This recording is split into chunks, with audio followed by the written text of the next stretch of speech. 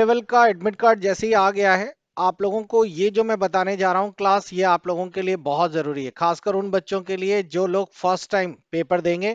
तो कुछ बारीक चीजें हैं जो आप लोगों को जानना बहुत जरूरी है। इस क्लास में मैं आप लोगों को बताऊंगा कि पेपर होगा कैसे, पूरा का पूरा है रियलिस्टिक पैटर्न में। पेपर्स में क्या क्या चीजें ध्यान देनी है, कोई नेगेटिव मार्किंग वगैरह तो नहीं है, क्या छोड़ सकते हैं क्या ले सकते हैं, साथ ही साथ क्या क्या डॉक्यूमेंट्स आपको ले जाने हैं, और कुछ ट्रिक पार्ट भी है जो आपके लिए हेल्पफुल होगा। जो निलिट ने एग्जाम क्राइटेरिया लॉन्च कर रखा है जिसमें कि आपके 33% पासिंग परसेंटेज होने चाहिए, दोनों का एग्रीगेट, और इन सब में सारी चीजें, बच्चे क्या गलती करते हैं इत्यादि। तो अगर आप फर्स्ट टाइम ओ लेवल का एग्जाम दे रहे हैं और वो भी ऑनलाइन दे रहे हैं, तो आप लोग इस वीडियो को पूरा देखिएगा ध्यान से लेकर। आप लोगों को बच्चों अपने एग्जाम्स के लिए दो चीजें लेके जानी है, दो नहीं तीन चीजें लेके जानी है, जिसमें नंबर फर्स्ट है आप लोगों के पास आईडी कार्ड। ये आईडी कार्ड आप लोगों का डैशबोर्ड में रहता है, आप लोग इंस्टीट्यूट से ले सकते हैं, ये फ्री ऑफ कॉस्ट रहता है, और इसमें आपकी वैलिडिटी दी रहती है कब से कब तक का आपका एग्जाम ये वैलिड रहेगा। दूसरा आपके पास होना चाहिए एडमिट कार्ड। एडमिट कार्ड आप लोगों को नेट से डाउनलोड कर चुके होंगे। और तीसरा आपको ले जाना होगा अपना आधार कार्ड। आधार ले लीजिए या तो पैन ले लीजिए, कोई भी एक ऐसा कार्ड जो कि वोटर मतलब यूं कह सकते हैं वोटर कार्ड भी चल जाएगा, जिसमें आप लोगों की फोटो आईडी हो। इन तीन डॉक्यूमेंट्स को लेकर सभी लोग जरूर जाइएगा, क्योंकि बहुत सारे सेंटर्स में स्ट्रिक्टनेस ज्यादा होती है, कोई बच्चे आईडी कार्ड नहीं ले जाते, तो कभी कभार ऐसा हो गया है, वो बोल देंगे कि जाओ लेकर आओ, एग्जाम का लॉस होगा। अब आपके सामने एडमिट कार्ड है, एडमिट कार्ड में कुछ चीजें इंपॉर्टेंट हैं जो आप लोगों को ध्यान देनी है, और फिर हम लोग चलते हैं मेन टॉपिक पर। एडमिट कार्ड में आपका रजिस्ट्रेशन नंबर और रोल नंबर है। रजिस्ट्रेशन नंबर हमेशा बच्चों 5 साल के लिए एक ही रहता है, रोल नंबर आपके हर एग्जाम में चेंज हो जाएगा। बाकी आप लोगों का यहाँ पे सेंटर दिखा दे रहा होगा कहाँ पे सेंटर है। जैसे इस कैंडिडेट के दो डेट्स पड़ी हैं, यानी कि दो पेपर्स हैं, तो दोनों की डेट्स दी गई हैं। पेपर आपका यहाँ से 4 बजे से चालू होगा, जैसे मान लेते हैं ये M2 पेपर है, 4 बजे से चालू है, उसके पहले आप लोगों का M1 पेपर है जो कि 11:30 है। पेपर याद रखिएगा, कुछ बेसिक्स बता दें, ये 90 मिनट्स का होने वाला है पेपर, 100 क्वेश्चंस होने वाले हैं, और सारे के सारे MCQ होने वाले हैं। कोई भी नो नेगेटिव मार्किंग, कोई भी नेगेटिव मार्किंग नहीं होगी, तो सारे अटेम्प्ट करना जरूरी है। ट्रू फॉल्स नहीं होंगे, और ना ही फिल इन द ब्लैंक्स, और ना ही मैच द फॉलोइंग। पूरे के पूरे जो 100 क्वेश्चन होंगे वो MCQs होंगे, एक question 4 options. Paper Hindi English दोनों में होगा, अभी मैं आपको पूरा स्क्रीन भी दिखाऊंगा। आप लोगों को एक लॉगिन आईडी दी गई है, ये लॉगिन आईडी ही आप लोगों को यूज करनी है। इस लॉगिन आईडी के बाद जब आप लॉगिन करेंगे वहां पर, तो आपसे लॉगिन आईडी और पासवर्ड मांगेगा। पासवर्ड जो है वो आप लोगों को आपका एग्जाम सेंटर आपको अलॉट करेगा। तो जब आपको वहां पे बैठेंगे, जब पैसे जैसे ही आपने लॉगिन किया, आपके लॉगिन करते ही आपको पास यूजर नेम और पासवर्ड डालना है। आपके सामने स्क्रीन आने लगेंगी जो मैं अभी बता रहा हूँ। आपका एग्जाम सेंटर भी यहाँ पे दिखा गया, आपका ये एग्जाम सेंटर है। याद रखिएगा ये सेंटर कोड है, ये आपको वहां पे डालना पड़ेगा, आपको दिखाएगा भी ये। तो ये सारी सिंपल सी इंफॉर्मेशन है जो आप लोगों को ध्यान देनी है। कुछ बेसिक इंस्ट्रक्शंस हैं वो भी। बेसिक इंस्ट्रक्शंस में बच्चों इसमें साफ साफ लिखा है कि कैंडिडेट्स को परमिट नहीं किया जाएगा अगर वो रिपोर्ट करते हैं लेट। एक चीज मैं आपको बता दूं कि ये जो पेपर ऑनलाइन होते हैं, ऑनलाइन पेपर में टॉलरेंस सिर्फ 10 मिनट का होता है। कहने का मतलब है, अगर आपका पेपर 11:30 बजे शुरू हो गया, तो शुरू हो गया मतलब वो शुरू हो गया, भले आपने लॉगिन ना किया हो। वो एग्जैक्टली 90 मिनट्स बाद बंद हो जाएगा। ऐसा नहीं है कि आप लोगों ने 11:45 से चालू किया तो फिर उसमें 90 मिनट जोड़ेंगे ना। निलिट ऑल ओवर इंडिया में एक समय पे पेपर लॉग इन कर देगा सभी का। ठीक है, तो 11:30 बजे है। हाँ, 4-5 मिनट ऊपर नीचे हो जाता है, जैसे कुछ बच्चे हैं 11:30 बजे की जगह 11:35 पे लॉग इन करते हैं, तो उनके बाद उसमें, क्योंकि कभी कभार होता है कि जब क्यू बहुत ज्यादा होती है, इकट्ठे सारे बच्चे लॉग इन करते हैं, तो कुछ बच्चों का डेटा थोड़ा स्लो ओपन होता है। ये भी मैं आपको बता दूं ये किस तरीके से काम करता है। जो क्वेश्चन पेपर्स होगा वो ये निलिट का मान लीजिए क्लाउड है, मैं पूरा पैटर्न बता दूं ताकि कंफ्यूजन ना हो। निलिट का क्लाउड का मतलब है, इसमें निलिट ने 1000 क्वेश्चंस डाल दिए हैं आपके M1 के। अब उन्होंने सारे रीजनल सेंटर्स जितने भी हैं उन सबको ये दे दिया। मान लीजिए ये कानपुर का हमारा सेंटर है, क्लियर। इस कानपुर के सेंटर में एक सर्वर बना दिया जाता है, जिसमें सभी के पेपर्स आके स्टोर हो जाते हैं, और ये पेपर्स एनक्रिप्टेड भाषा में रहते हैं। अब इसमें 50 बच्चों को एग्जाम देना है, तो ये स्टूडेंट 1 है, स्टूडेंट 2 है, इस तरीके से सारे बच्चे अपनी सीटिंग अरेंजमेंट पे बैठे हुए हैं। इनके सिस्टम को भी मैप कर दिया जाता है। सिस्टम को मैप करने का मतलब है, जैसे आप लोगों का ये सिस्टम है, इसकी एक आईपी अलॉट हो जाएगी कि जो S1 स्टूडेंट है उसकी आईपी है 192, जो S2 स्टूडेंट है उसकी आईपी है 196। तो कोई भी S2 वाला बच्चा ऐसा नहीं है कि वो दूसरी जगह जाकर एग्जाम दे सकता हो, उसको उसी पर्टिकुलर सिस्टम पर ही पेपर देना पड़ेगा। क्लियर? तो जैसे ही ये सिस्टम पे लॉगिन करेगा, सिस्टम पे लॉगिन होते ही आपका क्वेश्चन पेपर रिलीज होकर यहां पर आ जाएगा और आपके स्क्रीन पर 100 क्वेश्चंस आने चालू हो जाएंगे बारी बारी से। क्या ये 100 क्वेश्चंस या जो क्वेश्चंस के ऑर्डर हैं, क्या S1 और S3 से मैच करेंगे? नहीं, क्योंकि उनके अंदर कोई दूसरा पेपर वही रहता है, बस ऊपर नीचे हो जाते हैं क्वेश्चन। हो सकता है आपका पहला नंबर हो और वही चीज उनकी उसमें हो जाए 8वां या 9वां नंबर हो। क्लियर? तो आप लोग अगल बगल पर आधारित या निर्भर मत करिएगा। अब जब आप लोग पेपर्स पे क्लिक करके सेव करते चलते हैं, क्योंकि उसमें सेव या लॉक करने का ऑप्शन रहता है, वो ऑफलाइन मोड में जाकर यहीं पे सेव होता रहता है, सर्वर से लाइव नहीं चलता रहता। सर्वर से सारा डेटा आ गया, अब वो ऑफलाइन या इंक्रिप्टेड फॉर्म में यहाँ पे सेव होता रहता है। और जैसे ही आपने सबमिट बटन दबाया, वो सारा का सारा यहाँ से सबमिट होकर यहाँ पे चला जाता है। इन केस अगर आपने सबमिट दबाया और नेट बंद हो गया बीच में, तो कोई दिक्कत नहीं है। आपने अगर मान लीजिए कि 40 क्वेश्चन किए थे और 40 के बाद आपका कनेक्टिविटी टूट गई, तो यहां पर जो ऑपरेटर बैठा है वो आपकी इस आईपी को मैप कर देगा एक खाली सिस्टम से, जो कि ये है। आप उधर से उठकर इस वाले सिस्टम में 41 नंबर के आगे से सवाल कर सकते हैं। ठीक? तो ऐसा नहीं है कि अगर आप लोगों का सिस्टम बंद हो गया तो आप फिर से, चलो भैया फिर से शुरू किया जाए, तो आपके उसके आगे का, हाँ, लेकिन इस बीच जो टाइम टूटता है आपका, वो लॉस हो जाता है, बिकॉज वहां तो मीटर चालू है पूरे 90 मिनट का। तो अगर आपके सिस्टम में कभी कोई ग्लिच आ जाए, तो आप जल्द से जल्द एग्जामिनर को बुलाकर उसको तुरंत उस आईपी को स्वैप कर दीजिएगा दूसरे सिस्टम से। अब आप लोगों ने ये पूरा का पूरा जब सबमिट किया, तो कभी कभार ऐसा भी होता है कि क्योंकि ये फाइल बड़ी बन जाती है तो डायरेक्ट सबमिट नहीं होती है। तो जब यहाँ पर जाके सेव हो जाती है, तो यहाँ की जो सिस्टम ऑपरेटर्स हैं उनकी रिस्पॉन्सिबिलिटी होती है कि इस फाइल को वो बाद में अलग से सेंड कर देते हैं। तो कुल मिलाकर आपका ये पूरा का पूरा पेपर सबमिट हो जाता है। ठीक है? तो इस तरीके से टेक्निकली पेपर एग्जामिनेशन कंडक्ट होता है। अब मैं आपको पूरा गेटवे बता रहा हूं कि वहां पर किस तरीके का पेपर देने को मिलेगा। एक चीज और आप लोग ध्यान रखिएगा, जब आप वहां पे पेपर देने जाएंगे तो उसमें देखिए इसमें दिया भी हुआ है, मैंने जैसा आपको बताया, candidate shell ensure sit on the sitting allotment. जो सिटिंग अलॉटमेंट प्लान है उसी के हिसाब से बैठेंगे। आपको वहां पे एक अटेंडेंस शीट मिलेगी, इसको बहुत ध्यान रखिएगा, ये आपको आगे तक बचा के रखेगी।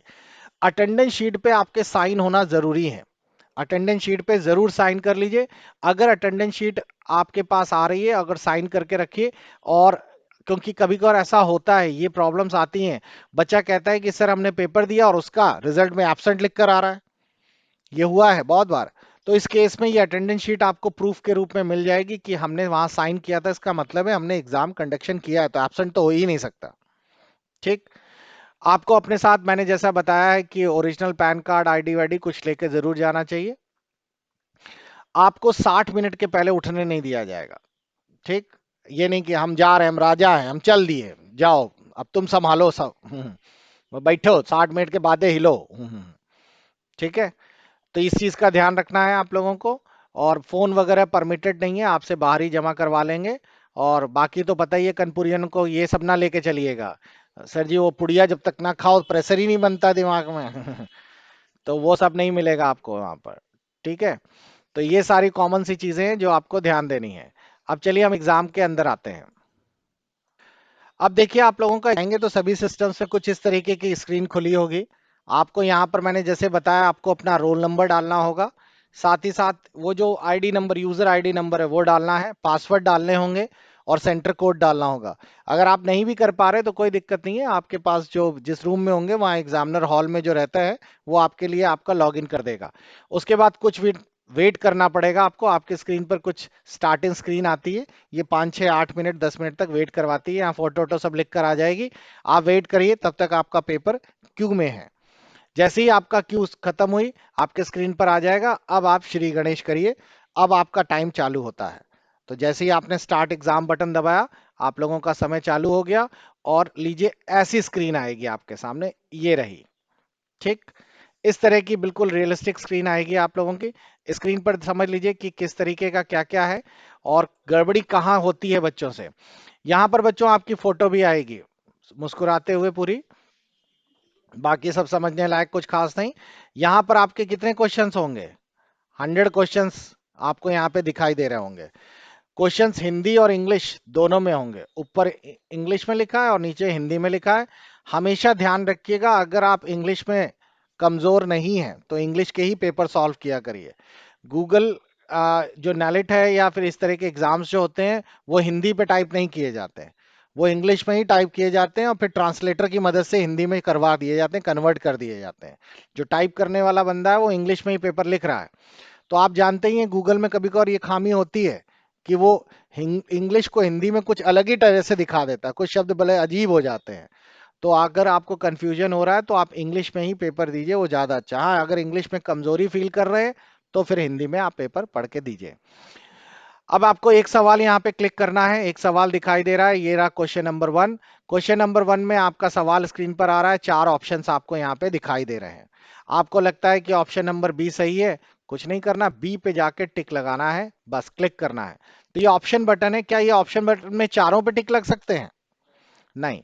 ऑप्शन बटन आप लोग जानते ही हैं कि जब आप ऑप्शन पे क्लिक करेंगे तो किसी एक पर ही चेक बटन या फिर क्लिक होगा। इसके बाद जो सबसे इंपॉर्टेंट चीज है वो ये कि आपको कंफर्म आंसर ये जरूर करना है। यही सबसे बड़ी गड़बड़ी करते हैं बच्चे। कंफर्म आंसर करेंगे तो कंफर्म आंसर करते ही ये रेड हो जाएगा, रेड सॉरी ग्रीन हो जाएगा। और ग्रीन का मतलब क्या है? आपने क्वेश्चन अटेम्प्ट कर लिया है, यानी कि अब आप लोग पेपर अटेम्प्ट कर चुके हैं। अब आप लोगों का अगला सवाल। तो अगले सवाल के लिए माउस इसी पे क्लिक कर दीजिएगा, नीचे भी नेक्स्ट बटन दिया रहता है। 2 पे क्लिक करेंगे तो आपका सेकंड वाला चलो शुरू हो जाएगा। ये पीला बटन शो करता है कि इस समय आप 28वें नंबर सवाल पर हैं। क्लियर? और रेड दिखाता है कि आपने ये सवाल अटेम्प्ट नहीं किए हैं। तो बहुत सारे बच्चे पता है गलती क्या करते हैं, फर्स्ट का लिया, बी पे टिक कर दिया यहां से, या ए पे टिक कर दिया, उसके बाद इसे ना करके माउस 2 पे क्लिक कर देते हैं, तो लॉक तो हुआ ही नहीं वो, तो वो रेड रह जाता है। तो याद रखना, रेड का मतलब है नॉट अटेम्प्टेड, और इसका मतलब है कि आप लोग इसमें नंबर नहीं पाएंगे। तो कोई भी रेड ना छूटने पाए, इस चीज का हमेशा आपको ध्यान रखना है। कोई भी चीज रेड ना होने पाए, सब ग्रीन होनी जरूरी है।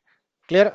आप पीछे आगे जाकर भी क्लिक कर सकते हैं, जैसे आपने 11वां देखा, फिर आपने पड़ोसी को देखा, अबे ये सवाल तो मेरे में भी आया था, उसने डाल दिया डी, तो हमें तो अपने पे विश्वास है ही नहीं, तो हम यहां से पहुंचते हैं। अब ढूंढना पड़ेगा कौन सा था आपका।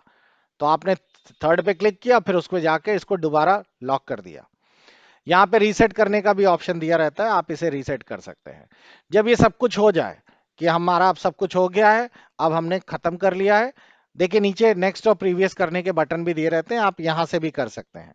जब सब कुछ हो जाए तो आखिरी में आपको अब क्या करना है, फिनिश बटन को आपको यहां दबाने होंगे, ये रहा। और फिनिश का दबाने का मतलब हुआ कि अब हमारा ये सारा पेपर खत्म हो चुका है, अब हम जा रहे हैं। बस फिनिश बटन दबाते ही आपके अंग्रेजी में फिर से लिख कर आएगा, सही होश में तो हो, फिनिश हो रहा है। और एक चीज और आपको बता दें, 90 मिनट बाद वो अपने आप कर भी देगा। मान लो आपने कहा हम मजे लेंगे, 90 मिनट के बाद देखते हैं कब करेगा, कि वो 90 मिनट होते ही 1 सेकंड पे अपने आप फिनिश कर देगा। ठीक।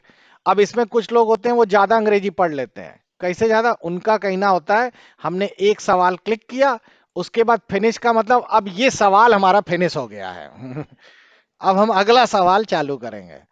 तो सवाल नहीं फिनिश हुआ है, एग्जाम ही फिनिश हो गया है वो ठीक। और एक बार इसमें हो गया तो फिर उसके बाद अल्ले अल्ले हो गया, अल्ले हो, अब दोबारा नहीं आएगा, वो एग्जामिनर भी नहीं कुछ कर पाएगा उसमें, हो गया फिनिश। तो बच्चों ये है आप लोगों का पूरा एग्जाम फिनिश होने के बाद।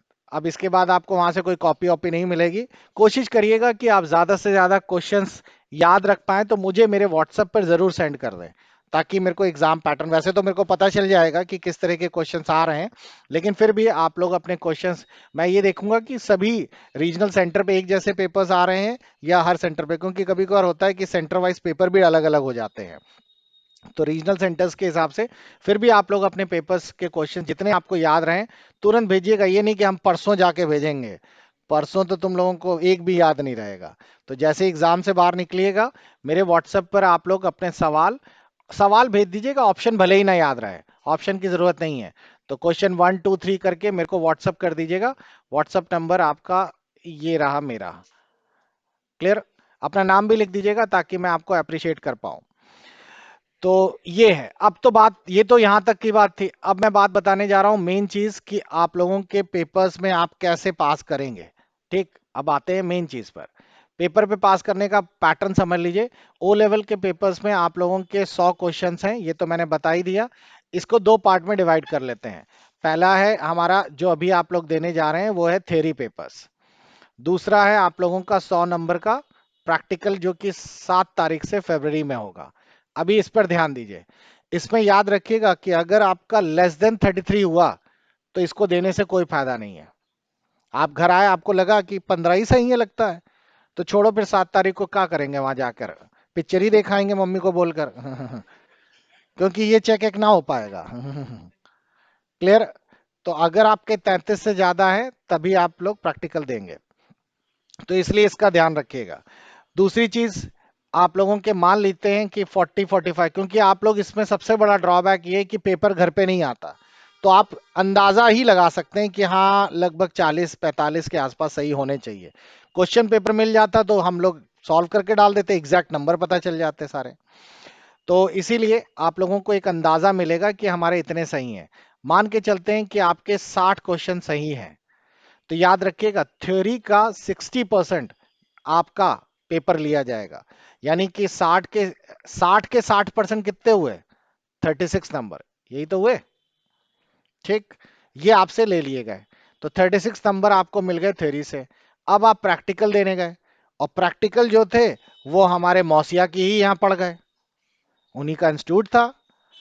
तो ठीक, तो आप सीधा मौसी को फोन करके बोल देते हो कि देख लेना मौसी। तो मौसी ने मौसिया को डांट लगाई और आपको 80 नंबर यहां मिल गए। तो 80 नंबर 100 में आपके आ गए। तो इसमें जो आएंगे इसका 40% ही आपका लिया जाएगा। कितने हो गए 40%? 32 नंबर हो गए। ये 32 नंबर कहां से आए हैं आपके? प्रैक्टिकल से। और ये 36 नंबर कहां से आए हैं? थ्योरी से। इन दोनों को जोड़ दो, कितने हो गए? बस यही है आपके ओ लेवल के M1 के या जितने भी हैं उनके नंबर। ठीक, तो आपने देखा गौर से, हाँ एक चीज और, ये नंबर 50 से ज्यादा होने चाहिए। अगर ये 50 से कम है तो आप फेल हैं, तो इसका भी ध्यान रखिएगा। तो टर्म्स कंडीशन सभी को समझ आ गई। एक चीज और, अगर आप सोचें कि हम लोग यहाँ पे पूरा जुगाड़ लगा लेंगे, 99 नंबर ले लेंगे, तो 99 नंबर तो ले लेंगे, वो बात सही है, लेकिन यहां पर 33 से ज्यादा होने चाहिए। ठीक है। एक, अब मैं आपको स्टैटिस्टिक्स बता देता हूं कि जो इसमें होता क्या आया है, कि थ्योरी के नंबर्स पे ही सारा गेम अटका हुआ है। प्रैक्टिकल के नंबर, क्योंकि प्रैक्टिकल आपका होम पर ही होने वाला है, होम प्रैक्टिकल ही होंगे, तो प्रैक्टिकल का मतलब ये हो गया कि आप लोगों के औसत नंबर जो है 60 से 80 के बीच में रहते हैं। ये 75 प्लस थोड़े से, मतलब जो प्यारे बच्चे होते हैं उनके लिए होता है। 60 65 70 के आसपास लगभग सभी को एग्जामिनर दे देता है ऑलमोस्ट, और विशेष सुविधा वालों की बात अलग है। तो थ्योरी वाले जो हैं इनको याद रखिएगा कि आपके कम से कम 45 से 55 के बीच में जरूर लाइए, वरना आपको बहुत दिक्कत होने वाली है। तो मोटा मोटा टारगेट सभी को समझ आ गया कैसे करना होता है। बस यही चीज है। एब्सेंट होने पे कोई दोबारा नहीं होगा। कई बच्चे तो मुझसे मेल कर रहे हैं, व्हाट्सअप करते हैं कि सर उस दिन मेरा मतलब बीएससी का पेपर पड़ गया। ये वैसे ये समय बहुत गलत है, क्योंकि मैक्सिमम एग्जाम्स चल रहे हैं। इलाहाबाद यूनिवर्सिटी के एग्जाम खत्म हुए हैं सिर्फ अभी तक, तो बाकी एग्जाम्स जो चल रहे हैं तो उनके पेपर्स उसी दिन क्लैश करेंगे। तो आप लोगों का कोई चारा नहीं बनता, आपको वो पेपर दोबारा जुलाई के लिए लॉक करना पड़ेगा। और निलिट ने पहले ही कह दिया था, भूल चूक माफ नहीं, कोई पैसा वापस नहीं होगा, वो आप खुद ही अपना समझिए। तो जिसका भी पेपर लॉस हुआ उसको फिर से फीस देकर पेपर लॉक कराना पड़ेगा, और जुलाई के लिए फिर से ये प्रक्रिया चालू करनी पड़ेगी। फेल हो जाते हैं फिर से शुरू करेंगे सारा। तो ये था आपका A to Z सभी कुछ, बिट से बाइट तक के सारी चीजें मैंने आपको बता दी। इसके सिवाय आपको कुछ और खास ध्यान नहीं रखना। चीटिंग विटिंग का कोई फायदा नहीं है, क्योंकि पेपर सबके अलग अलग आने हैं। अपना विवेक इस्तेमाल में लाना। Wish you best of luck.